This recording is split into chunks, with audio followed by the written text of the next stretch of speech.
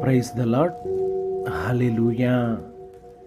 దేవుని పరిశుద్ధమైన నామానికి మహిమ కలుగునుగాక.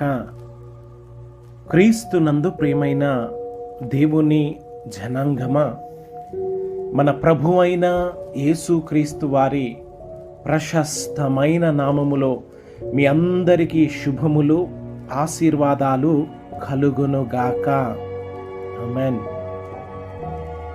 ఈ రోజున దేవుడు మనల్ని ప్రేమించి మనకు అనుగ్రహిస్తున్న వాగ్దానము యెషయా గ్రంథము 41వ అధ్యాయము 13వ వాక్యము.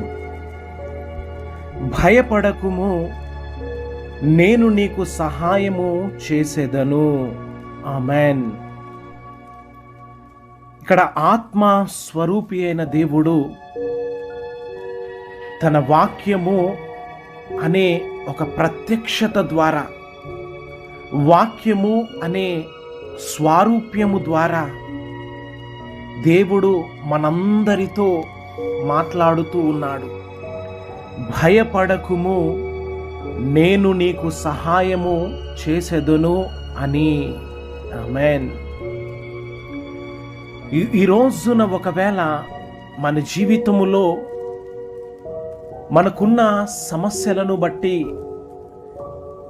మనం పోరాడుతున్న పోరాటాలను బట్టి, మనకున్న ఇరుకులను బట్టి, ఇబ్బందులను బట్టి మన గుండెలో లోతులో భయము మన హృదయములో ఒకవేళ చోటు చేసుకొని ఉండవచ్చును.